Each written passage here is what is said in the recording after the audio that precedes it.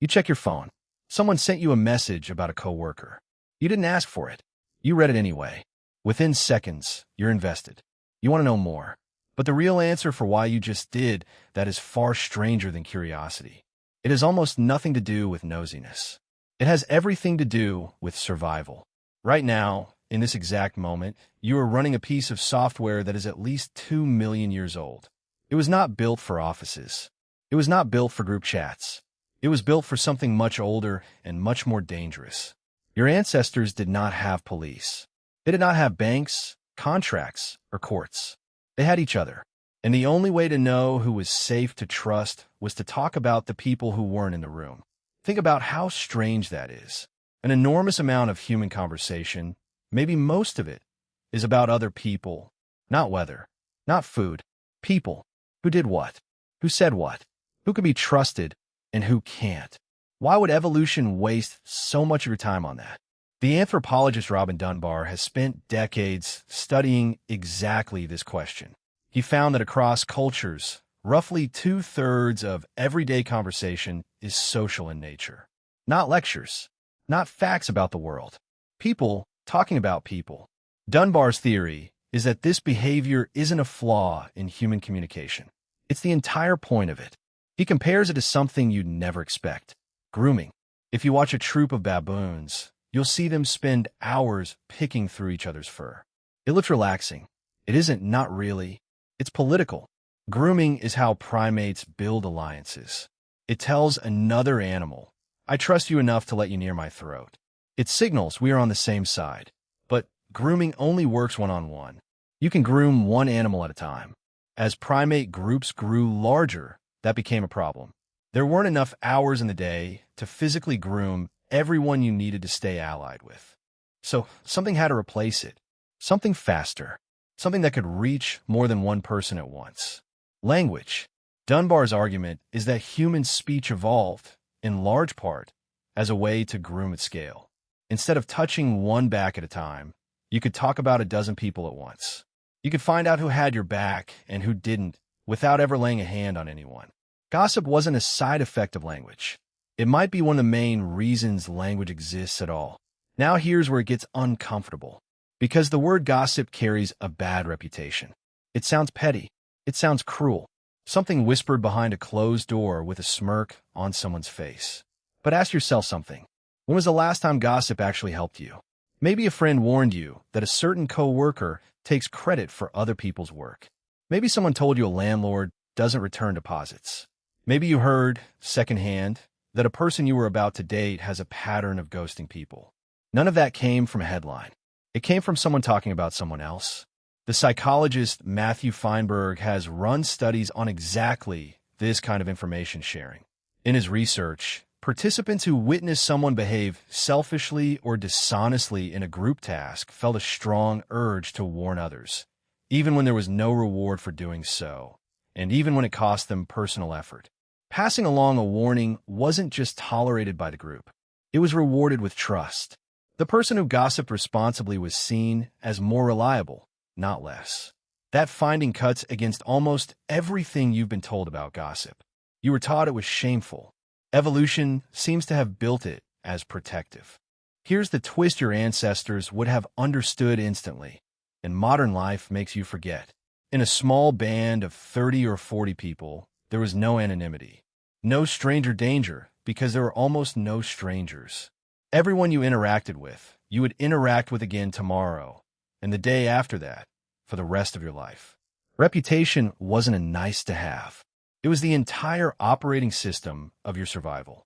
If the group decided you were a cheat, a thief, or someone who couldn't be trusted around resources, you weren't just embarrassed. You could be excluded. And exclusion, out on a landscape full of predators and scarce food, was close to a death sentence. A human alone, without a group's protection, rarely lasted long. So gossip became the enforcement mechanism. Not laws, not written rules. Talk. If you behaved badly and people found out, they would find out your reputation carried the consequence for you. You didn't need a police officer standing over every interaction. You needed 40 people who might mention your name to each other later. The researcher Nicholas Emler who has studied the social function of reputation, described gossip as a form of low-cost policing. It lets a group monitor behavior without anyone needing formal authority. Everyone becomes a kind of witness. Everyone becomes a kind of judge. And crucially, nobody has to enforce a rule directly, because the threat of being talked about does the work instead. Doesn't that sound familiar? Think about how often modern life still runs on exactly this system. Online reviews are gossip with a 5-star rating attached. A company's reputation online is nothing but thousands of strangers doing, digitally, what your ancestors did around a fire. Workplace culture, whether people say out loud or not, is shaped constantly by who is known to be reliable and who is known to cut corners. You didn't inherit gossip because you're weak-willed or shallow. You inherited it because the humans who paid close attention to who could be trusted outlived the humans who didn't. But here's where the story gets even more interesting, because not all gossip did the same job. Researchers who study this behavior often split it into 2 broad categories. There's what you might call pro-social gossip, information shared specifically to protect someone. A warning, a heads up. And there's a more corrosive version, gossip used to tear someone down for status, to make the speaker look better by comparison, or simply for entertainment at someone else's expense. Here's the twist. Both versions likely evolve for the same underlying reason, and your brain doesn't always separate them cleanly in the moment. The same circuitry that lights up when you're warning a friend about a bad landlord also lights up when you're simply enjoying a juicy piece of drama that has nothing to do with your safety. Evolution built you a smoke detector. It didn't build you a smoke detector that only goes off for real fires. That's why you can feel guilty about gossiping and still keep doing it. The urge isn't asking your permission. It's older than your sense of etiquette. There's another layer to this, and it explains something that might be happening in your own friendships without you noticing. Talking about a third person isn't only about that person. It's about you and whoever you're talking to. When you share something private about someone else, you're signaling trust to the person you're telling. You're saying, I trust you with this information. In return, the group of 2 of you becomes tighter. Psychologists sometimes call this in-group bonding, and it's one of the fastest ways humans create closeness. Shared information about someone outside the conversation creates a wall around the people inside it. That's why gossip so often happens in pairs, in whispers, in group chats with just a few names in them. It's not just information moving. It's a relationship being built in real time, using someone else as the material. Now think about your ancestors again, sitting around a fire with 30 or 40 people they would know for their entire lives. Every conversation about who did what was also quietly deciding who belonged in whose alliance, who could be relied on in a hunt, who might steal from the group, who was kind to the children and who wasn't. This wasn't idle talk. It was a constant, evolving map of the entire social world, updated daily, carried in memory because there was no other way to store it. You are the descendant of the humans who were best at building and remembering that map. And this is where the modern mirror comes in, because your circumstances have changed far faster than your instincts have. You no longer live with 40 people for your entire life. You might interact with hundreds of people a week, most of whom you'll never see again.